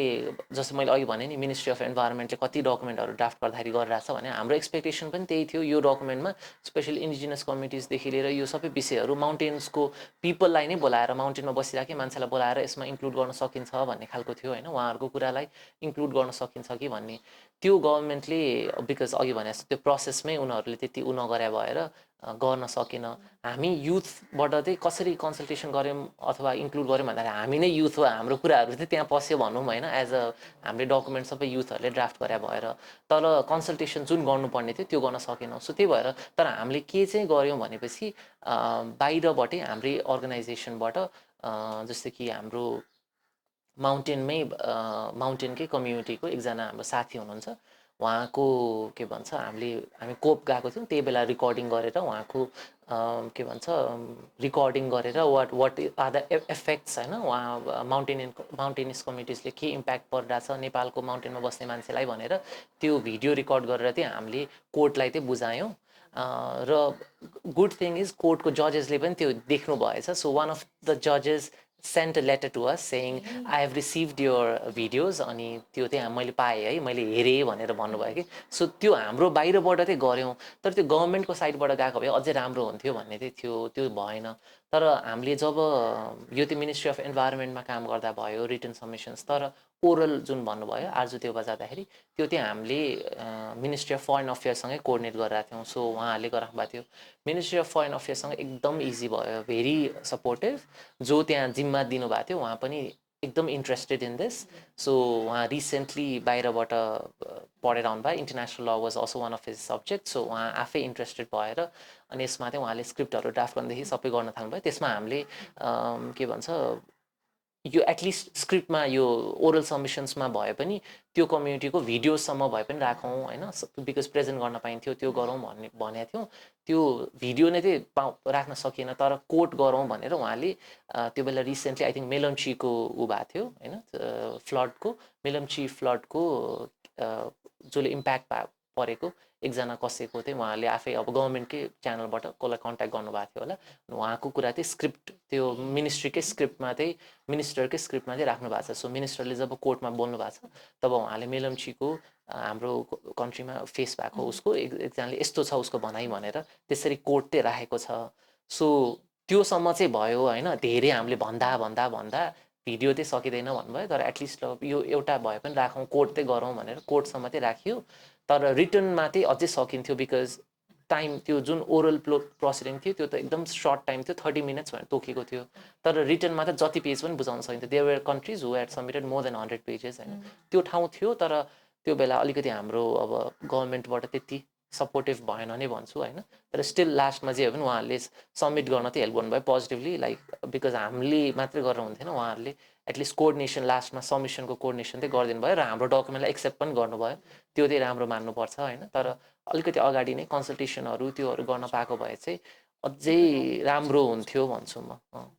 जस्ट एट दि एन्ड गभर्मेन्टले यसरी नै भए पनि लङ प्रोसेसबाटै भए पनि ओन त गर्नुभयो प्लस अब हुन त त्यतातिर नजाउँ अलि लामै हुन्छ होला तर just at least when we talk about sinking civic स्पेसको कुराहरू जब कि यो नागरिक आवाजहरू चाहिँ अझै पनि खुम्चिँदै गइरहेको छ भन्दाखेरि चाहिँ नेपालमा there are like spaces still यदि हामीले एफर्ट लगायौँ भने चाहिँ यसरी सक्सेसफुली केही कुरालाई स्ट्रङली एडभोकेट गर्न अथवा इन्टरनेसनल प्लेटफर्मसमा पुर्याउन चाहिँ सकिन्छ भन्ने पनि I think this is an example kudos to you for that to you and your team it's so nice to know अर्को मैले यसैमा जोड्न खोजेको जस्तै जब एडभाइजरी ओपिनियन आयो नि होइन अब एडभाइजरी ओपिनियनको कन्टेन्ट के थियो भन्नेमा त सायद अहिले नजाउँ आई थिङ्क त्यो अलि लामै हुन्छ होला होइन is it publicly available document so जसलाई इन्ट्रेस्ट लाग्छ त्यो हामीले पढ्न पनि मिल्यो सो त्यो जस्तै एडभाइजरी ओपिनियन आयो जुलाई 25मा त्यसपछि त्यसमा चाहिँ जहाँसम्म मेरो अन्डरस्ट्यान्डिङ हो त्यसमा चाहिँ के थियो भन्दाखेरि how states are obliged to address the agenda of climate change from state level भन्ने कुरा थियो सायद है सो अब त्यो एडभाइजरी ओपिनियन आइसकेपछि what if Nepal government fails to uphold with the obligation what happens after that so यसमा चाहिँ जस्तो कि तपाईँको फर्स्ट अफ अल म जस्ट ब्याकग्राउन्डको लागि यो सबै कुरा पब्लिकली अभाइलेबल छ। सो हाम्रो रिटर्न सब्मिसन्स पनि आइसिएकै वेबसाइटमा छ, मिनिस्टरले बोल्नु भएको कुरा पनि छ, अनि कोर्टको डिसिसन पनि छ होइन। सो त्यो एडभाइजरी ओपिनियन भन्ने डकुमेन्ट पनि। अब यो मैले अघि भने जस्तो जस्तो कि स्टेट भर्सेस स्टेटको केस हुन्छ भने नि आइसिजेमा, त्यसमा चाहिँ स्टेटले कोर्टले डिसिसन दिन्छ, त्यो स्टेटले मान्नुपर्छ भन्ने भयो नि। त्यही लेभलको चाहिँ यो हुँदैन, एडभाइजरी ओपिनियन मैले भने, त्यही भएर नाम नै एडभाइजरी ओपिनियन छ। So it is going giving advice होइन, एडभाइस खालको दिइरहेछ। तर के चाहिँ होइन भने चाहिँ त्यो मान्नु पर्दैन भन्ने चाहिँ होइन, उसले भनेको कुरालाई मान्नु चाहिँ पर्छ, कोर्टको कुरालाई। जस्तै कि सबै कुरा होइन, जस्तै फर एन एक्जाम्पल, उसले फसिल फ्युल सब्सिडिजहरू नदेऊ होइन, फसिल फ्युल सब्सिडिज दिन मिल्दैन, फसिल फ्युलमा इन्भेस्टमेन्ट नगर भन्ने कुराहरू पनि भनेको छ। अब हाम्रै केसमा दैलेखको अहिले हुँदैछ होइन, एक्सप्लोरेसन हुँदैछ, ओइल ड्रिलिङ हुँदैछ, त्यो सबै गर्ने भनेर एक्सप्लोरेसन हुँदैछ। सो त्यसलाई कसरी लिने? सो आइसिजेको डिसिसनबाट हेर्ने हो भने त त्यो कामलाई अलिकति मिलाएर हेर्नुपर्छ होला होइन। सो त्यो कुराहरूमा चाहिँ I think Nepal has to work. They are many other things, जस्तो कि उसले स्टेटको मात्रै कुरा गरेन, उसले के पनि भन्यो भनेपछि प्राइभेट कम्पनीजको पनि उसले डाइरेक्ट प्राइभेटलाई त भन्न सकेन, तर के भन्यो भने चाहिँ स्टेटले चाहिँ ड्यु डेलिजेन्स तिम्रो कामभित्रै पर्छ, प्राइभेटले चाहिँ क्लाइमेट चेन्जको लागि उ गरिरहेको चाहिँ छैन, क्लाइमेटको अगेन्स्टमा काम गरिरहेछ भने त्यो पनि तिमीले हेर्नुपर्छ है, स्टेटले चाहिँ हेर्नुपर्छ भनेको छ कि। सो त्यो हेर्ने हो भने त नेपाल गभर्मेन्टले पनि प्राइभेट कम्पनीजहरूलाई पनि त्यो कुरामा रेगुलेट गर्नलाई काम गर्नु पर्यो। सो त्यही भएर कति कुराहरू चाहिँ आई थिङ्क लजमा पनि डोमेस्टिकेट गर्नुपर्ने छ। जस्तै कि फसिल फ्युलकै कुरामा अघि भन्नुभयो नि, एक्ट हाम्रो लज कस्तो छ भन्ने कुरामा यसमा पनि वर्क गर्नुपर्ने देखिन्छ। फसिल फ्युलको कुरामा हाम्रोमा एकदम क्लियर ल छैन होइन, हाम्रो सब्सिडिजदेखि लिएर त्यो सबै कुराहरू, एक्सप्लोरेसनको कुरा होइन, यसमा इन्भेस्टमेन्ट गर्ने कुराहरू, यसमा हामीले काम गर्न सक्ने ठाउँ छ। सो यो कुराहरू कति कुरा चाहिँ आई थिङ्क हामीले डोमेस्टिकेट गर्नुपर्ने छ कोर्टको कुरालाई। अब गरेन भने के हुन्छ भन्दाखेरि त्यस्तो यो आइसिजेले आएर कसलाई पक्रिने अथवा कम्पन्सेसन दिन लाऊ भन्ने त्यस्तो चाहिँ होइन। तर के चाहिँ हो भनेपछि एउटा स्टेटको अब्लिगेसन हो, यो चाहिँ तिमीले मान्नुपर्छ होइन। As a international court of जस्टिसको अझै पार्टिसिपेट पनि गरे भएर, तिमी पार्टिसिपेट गरे भएर तिम्रो अझै मोर अब्लिगेसन हो, तिमीले मान्नुपर्छ भन्ने कुरा हो। सो त्यसमा केही हदसम्म जस्तै कि यो इन्टरनेसनल ल मेकिङ प्रोसेसमै पनि नेपालले त्यसमा कन्ट्रिब्युट गर्न सक्यो। जस्तै कि हामी कोप प्रोसेसहरूमै गइरहेको हुन्छौँ, त्यसमा स्टेटले लाइक आफ्नो कन्ट्रिब्युसन गर्न सक्यो। इन्टरनेसनल लको, इन्टरनेसनल प्लेटफर्म डिप्लोमेसीको स्पेसमा चाहिँ आई थिङ्क एटलिस्ट नेपालको पोजिटिभ नै छ, त्यस्तो त्यो हुन्छ नि स्ट्यान्ड्स चाहिँ एटलिस्ट पोजिटिभ छ। त्यसमा अझै स्ट्रङ हुनसक्छ जस्तो चाहिँ मलाई लाग्छ होइन। जस्तो कि माउन्टेनको एजेन्डा अलिक स्ट्रङली जान सक्थ्यो होला, अलिक एक्सपर्ट्सहरू गएर अलिकति डाइभर्स टिम गएर गर्न सक्ने त्यो सबै कुराहरू चाहिँ थियो होला। तर एटलिस्ट हाम्रो पोजिसन चाहिँ आई डोन्ट थिङ्क इट्स रङ होइन त्यो इन्टरनेसनल स्पेसमा। सो त्यो एउटा आइसिजेको कुरालाई पनि त्यसलाई हाइलाइट गरेर काम गर्न सक्ने चाहिँ नेपालले देख्छु म होइन। सो त्यो चाहिँ छ। तर यसमा लाइक गरेन भने के हुन्छ भन्दाखेरि जस्ट सेमिङ भनौँ न होइन, इन्टरनेसनल सेमिङ गर्छ नि त्यो धेरै बडिजहरूमा, ह्युमन राइट्सको पनि त्यही भन्छ नि, त्यस्तै खालको ऊहरू हुने हो। तर अब्लिगेसनको रूपमा उसले मान्नु चाहिँ पर्ने हो, उसले यो चाहिँ मेरो अब्लिगेसन हो, कोर्टले नै भनेको भनेर गर्नु चाहिँ पर्छ जस्तो लाग्छ। त्यही। So on a positive note भन्दाखेरि चाहिँ एउटा चाहिँ स्टेटलाई अब्लिगेसन पनि क्रिएट भयो। अर्को भनेको चाहिँ आई थिङ्क यसमा चाहिँ अलिकति यो नेपालमा क्लाइमेट लिटिगेसन अनि क्लाइमेट एडभोकेसीको लागि चाहिँ probably this has open new avenues पनि भन्न चाहन्छ। हो एकदमै। सो लिटिगेसनको लागि पनि भएको छ, एडभोकेसीको लागि त हुने भइहाल्यो। सो त्यो जुन कुराहरू कोर्टले भनेको छ त्यो कुरालाई एडभोकेसीमा त हामी युज नै गरिरहेछौँ, गर्छौँ पनि होइन। सो त्यो त एकदमै धेरै हेल्पफुल भएको छ। र मोर चाहिँ आई थिङ्क अझै त्यो इन्टरनेसनल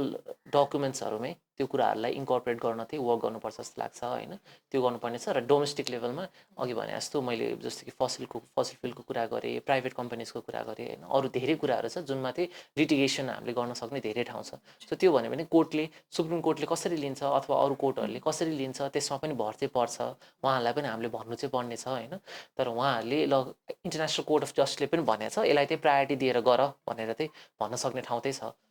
अनि नट ओन्ली यो नेपालमा त अब भइसकेको छैन होइन, कोर्टले बोलिसकेको छैन, तर धेरै कन्ट्रिजहरू छ जसले बोलिसकेको छ कि। सो आइसिजेले भनिसकेको छ तिमीले यसलाई प्रायोरिटी दिएर गर भनेर कोर्टहरूले बोल्न थालिसकेको छ। सो त्यही भएर त्यसरी पनि लिनु चाहिँ पर्छ भनेर भन्छु। थ्याङ्क यू सो मच प्रज्वलजी अहिलेसम्मको कन्भर्सेसन एन्ड इन्साइटको लागि। At least for somebody who is not from the legal background, it has been very helpful. मेरो अब अलिकति क्वेसन चाहिँ हजुरलाई अकाउन्टेबिलिटी अफ गभर्मेन्टतिर छ। सो मैले गभर्मेन्टको अकाउन्टेबिलिटी भन्दै गर्दा अघिदेखि हामीले रिपिटेडली भनेको एउटा फ्रेज अथवा टर्म अथवा आइडिया के पनि हो भन्दाखेरि state has obligation to protect its citizens from impacts of climate change होइन यो सायद कन्स्टिट्युसनले पनि प्रोभिजन गरेकै कुरा हो सो यसमा हामीले भन्दाखेरि चाहिँ what does the accountability of state look like गभर्मेन्टले भर्नरेबल कम्युनिटीको लागि चाहिँ त्यो स्टेट अब्लाइज हुनुपर्छ भन्दै गर्दा के कुरामा चाहिँ विचार पुर्याउनुपर्छ जस्तो लाग्छ सो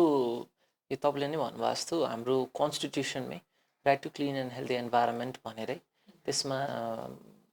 फन्डामेन्टल राइट्समै मेन्सन छ होइन सो त्यो एउटा राइट्स नै भयो त्योभित्र के भन्छ कम्पन्सेसनको कुरा पनि छ होइन कम्पन्सेसन पनि क्लेम गर्न मिल्ने भन्ने कुरा सो तर अब त्यो चाहिँ तपाईँले भनेको कुरामा रङ भइसकेपछि कम्पन्सेसन क्लेम गरेर मात्रै भएन पहिला पनि बिफोर एनिथिङ रङ ह्यापन्स त्यसलाई रोक्नु पनि पर्यो भन्ने कुरा हो सो त्यो चाहिँ गभर्मेन्टको मेजर अकाउन्टेबिलिटीको वर्क हो हाउ के भन्छ citizens are not impacted or less impacted भनौँ न एटलिस्ट होइन जस्तो कि फ्लड्स एभ्री इयर आउँछ तर त्योबाट लेस इम्प्याक्ट पार्ने अब त्यो इम्प्याक्ट नै नहुने होइन फ्लड्सले गर्दा नहोला तर केही हदसम्म कम गर्ने भन्ने कुरा हो सो यो again this goes back to त्यही हाम्रो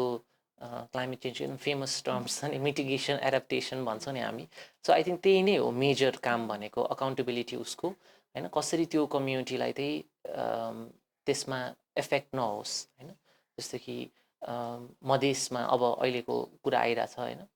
पानीको स्क्यार्सिटीले कति समस्या भइरहेछ भन्ने कुरा त्यसको लागि के गर्नुपर्ने हो चुरेको दोहनले समस्या भइरहेको भन्ने कुरा आइरहेछ चुरे दोहन रोक्नुपर्नेदेखि लिएर होइन सो स्टेटको आई थिङ्क धेरै ठाउँमा एकैचोटि काम गर्नुपर्ने छ सो पानी स्क्यार्सिटीको प्रब्लम चुरेसँग कनेक्टेड सो चुरेलाई प्रोटेक्ट गर्नुपर्ने कुरा छ भने अर्को साइड सिँचाइ दिनुपर्ने होला होइन सिँचाइ उसको लागि खेतीहरूको लागि त्यो समस्या भइरहेको त्यो कुरा होला उसले के भन्छ फ्लड्सको बेला कसरी त्यो कम्युनिटीलाई इम्प्याक्ट नहुने गरेर फ्लड रेसिस्टेन्ट मेबी स्ट्रक्चरहरू बनाउनु पर्ने होला होइन सो यो आई थिङ्क यो सबै कुराहरू चाहिँ उसको भित्र पर्छ अब्लिगेसन्सभित्र पर्छ होइन र उसले के भन्छ यो क्लाइमेटमा साँच्चै गभर्मेन्टले काम गर्न खोजे पनि यो सबै कुराहरू वर्क गर्नुपर्छ पल्युसनको लागि काठमाडौँमा मेबी के भन्छ साइकललाई प्रमोट गर्ने होला होइन यो सानो कुराहरू जुन एभ्री वान नोज त्यही कुरामै वर्क गर्नुपर्छ जस्तो लाग्छ तर अलिकति वाइडर कन्सल्टेसन मोर पिपलसँग छलफल स्टेक होल्डर्सलाई मिस गर्नु भएन होइन त्यो कुराहरू गरेर आई थिङ्क लजहरू बन्यो भने र इम्प्लिमेन्टेसनमा स्ट्रिक्ट भयो गभर्मेन्ट होइन अहिले धेरै कुराहरूमा इम्प्लिमेन्टेसन हुँदैन सुप्रिम कोर्टकै डिसिसन्सहरू छ जुन एकदमै राम्रो डिसिसन्सहरू छ जुन इम्प्लिमेन्ट भएको छैन हुन सकिरहेको छैन सो त्यो कुराहरूमा अलिकति सिरियस भयो गभर्मेन्ट र ब्युरोक्रेसी पनि भन्छु म not only the politicians but bureaucracy also अलिकति प्रोएक्टिभ भयो यो मेरो काम बाहेक यताउता टाउकै नहलाउनेवाला जुन छ त्यो जस्तै कि आइसिजेमा त्यही प्रब्लम भयो होइन त्यो बिकज उसको जुन रेगुलर काम गरेर हुन्छ त्यो बाहेक अलिकति डिफ्रेन्ट काम थियो सो त्यही भएर उसले इन्ट्रेस्ट नदेखाएको सो केही कुराहरूमा अलिकति एक्स्ट्रा पनि लिनुपर्छ प्रोएक्टिभ हुनुपर्छ भन्यो भने चाहिँ आई थिङ्क गभर्मेन्टले गर्न सक्ने धेरै ठाउँ छ र गर्नुपर्ने नै छ धेरै काम त गर्नै पर्ने छ I really like agree to your point हामीले यो अहिले रिसेन्टली एउटा 2025मा यो agenda for environmental peace building in Nepal भनेर हामीले एउटा रिसर्च एन्ड कन्सल्टेसन बेस्ड एउटा एजेन्डा डेभलप गरेको थियौँ पजल चाहिँ त्यो चाहिँ लाइक नेपालभरि अथवा वाइडर अडियन्सको लागि चाहिँ इन्भाइरोमेन्ट पिस बिल्डिङमा हामीले काम गर्ने हुन्छ के एजेन्डामा चाहिँ प्रायोरिटाइज गर्नुपर्ने हुन्छ from side of different stakeholder भनेर बनाएको थियो त्यसमा हामीले पनि एउटा अलिकति त्यो स्ट्रङली एडभोकेट गर्न खोजेको कुरा चाहिँ गभर्मेन्टले जुनै स्टेप्स लिए पनि अलिकति रिएक्टिभ भन्दा प्रोएक्टिभ अप्रोच चाहिँ गभर्मेन्टको साइडबाट अहिलेको लागि द्याट्स भेरी नेसेसरी भन्ने चाहिँ हामीले पनि हाम्रो रिसर्च पेपर्सहरूमा र यो एजेन्डामा एकदम स्ट्रङली एडभोकेट गरेकै कुरा हो सो ठ्याक्कै हजुरले मैले त्यो कुरा कनेक्ट पनि गरिहालेँ मेरो लास्ट हजुरलाई अब मैले सोध्न चाहेको कुरा चाहिँ नेपालमा पोलिसी पनि छ फ्रेमवर्क पनि छ होइन there has been initiatives stronger civil society पनि छ होइन यति हुँदै गर्दाखेरि अब मुभिङ अहेड टुवर्ड्स फ्युचरमा हामीले यदि क्लाइमेट जस्टिसको एजेन्डालाई साँच्चीकै स्ट्रेन्थन गर्ने हो भने होइन र एकदम लोकल लेभलमा हुनुभएको मान्छेले चाहिँ क्लाइमेट जस्टिसलाई एक्चुअलाइज गर्न पाउने कन्डिसन क्रिएट गराउनको लागि चाहिँ अब के गर्न जरुरी छ होइन त्यसमा पनि meaningful participation of youth of different stakeholder ensure गर्नलाई चाहिँ हामीले के गर्नुपर्नेछ भन्ने पनि हो र चेन्जेस नेपालमा stronger law and policy framework हुँदै गर्दाखेरि चेन्जेस चाहिँ हामीले के कुरामा चाहिएको छ भन्ने चाहिँ हजुरले अलिकति अब आई थिङ्क फ्यु वर्क भने एउटा यही जबसम्म डकुमेन्ट बन्दैन तबसम्म हुँदैन। अहिले आई थिङ्क एउटा यो गभर्मेन्टले गरिरहेको जुन डकुमेन्ट्सहरू ल्याइरहेछ होइन, यस्तो यस्तो प्लान यस्तो यस्तो, त्यसमा धेरै क्लाइमेटको बारेमा धेरै कुराहरू देखिँदैन। तपाईँले याद गर्नुभएको चाहिँ छैन होइन, फ्यु कुराहरू अफकोर्स त्यो इन्क्लुड हुने भयो। आई थिङ्क हिजोको राष्ट्रिय प्रतिबद्धता पत्र त्यो ड्राफ्टै मैले हेर्न पाएको छैन होइन, हिजो डिफ्रेन्ट पार्टिजको मिलाएर बनाएको भन्ने छ, त्यसमा के छ हेर्नुपर्ने छ। तर अस्तिको 100 पोइन्ट्समा चाहिँ धेरै कुराहरू एड गर्न मिस भएको जस्तो फिल भइरहेको थियो मलाई। सो फर्स्ट अफ अल यस्तो डकुमेन्ट्सहरू यो त अब उहाँहरूको प्लान हो, ठिकै छ। तर अब जे डकुमेन्ट्स गभर्मेन्टको साइडबाट अफिसियल त्यो त उसको भयो। अब गभर्मेन्टको डकुमेन्ट्सहरू जति भन्छ त्यसमा तपाईँले भने जस्तो वाइडर कन्सल्टेसन एकदम इम्पोर्टेन्ट छ। र यो केही हदसम्म यो अलिकति काठमाडौँ सेन्ट्रिक पनि हुनु भएन भन्ने पनि छ। यो चाहिँ हामीले एकदम फिल गरेको क्लाइमेट स्पेसमा पनि अरू स्पेसमा पनि। मैले पहिला पनि लाइक ह्युमन राइट्सको फिल्डमा पनि काम गर्दाखेरि पनि त्यो फिल गरेको एकदम काठमाडौँ सेन्ट्रिक भएको छ होइन। हामी काठमाडौँलाई प्रायोरिटी दिन्छौँ, यहीँको मान्छेहरूलाई बोलाउँछौँ, कन्सल्टेसनमा ऊ हुन्छ। सो अलिकति maybe government has to go, अथवा प्रोभिन्सलाई किन प्रोभिन्सियल गभर्मेन्टलाई किन युज नगर्ने, प्रोभिन्सियल गभर्मेन्टलाई ल यो कन्सल्टेसन गर्नुपर्ने छ, तपाईँहरू गर्नुहोस्, हामी कोही पनि आउँदैनौँ, यस्तो यस्तो फर्मेटमा तपाईँहरू गर्नुहोस्, अनि त्यसको रिपोर्ट हामीलाई बुझाउनुहोस्। अथवा हुन्छ नि त्यस्तो कि अलिकति जानुपर्ने छ, लाइक डिसेन्ट्रलाइज गर्नुपर्ने छ। यो एकदमै इम्पोर्टेन्ट हो जस्तो लाग्छ मलाई होइन। बिकज यहाँको काठमाडौँले जुम्लामा के भइरहेछ भन्ने कुरालाई हाइलाइट गर्न सक्दैन, अथवा मधेसमा के भइरहेछ भन्ने कुरालाई हामीले भन्न सक्दैनौँ होइन। र त्यो कम्युनिटीको मान्छेहरू पनि पुऱ्याउनु पऱ्यो। म जति जे भने पनि म क्षेत्री हो, सो मैले चाहिँ दलितको कुरालाई मैले हाइलाइट गर्न सक्दिनँ होइन। सो म एउटा प्रिभिलेजमा छु भन्ने कुरा आफू एक्सेप्ट गर्नुपर्छ। सो त्यही भएर त्यो कम्युनिटीमै गएर त्यो कम्युनिटीकै भोइस सुन्नुपर्छ भन्ने कुरा हो। सो त्यही भएर त्यस्तो कुराहरू त्यही मिस गर्नु भएन। एउटा अर्को अलिकति रिसेप्टिभ मोर भइदिनु पऱ्यो। के हदसम्म यो सिभिल सोसाइटीलाई एनजिओहरू यो यस्तै हो हुन्छ नि डलरै एभ्रिथिङ त्यो भनेर जुन अहिले त झन् सोसियल मिडियाले यति धेरै नेगेटिभिटी फैलाएको छ होइन। सो त्यो एउटा एकदमै गभर्मेन्टले वर्क गर्नुपर्ने। सिएसओसको रोल किन इम्पोर्टेन्ट छ भन्ने कुरा चाहिँ गभर्मेन्टले अलिकति बुझ्नुपर्छ जस्तो लाग्छ। स्पेसली ब्युरोक्रेसीले अलिकति अझै बुझ्नुपर्छ होइन, उहाँहरूको रोल के हुनसक्छ भन्ने कुरा। विभिन्न विषयहरू छ जुनमा चाहिँ हामीले एक्ट नै बनाउनु पर्ने छ होइन। त्यसको चाहिँ यो गरेन भने तिमीलाई चाहिँ यसको फाइन लाग्छ भन्ने खालकै एक्टहरू चाहिएको छ धेरै कुराहरूमा। थ्याङ्क यू सो मच प्रज्वलजी। एटलिस्ट हाम्रो अडियन्सको लागि र मेरो लागि पनि आजको यो डिस्कसन चाहिँ एकदमै फ्रुटफुल एन्ड इन्साइटफुल रह्यो। Thank you so much.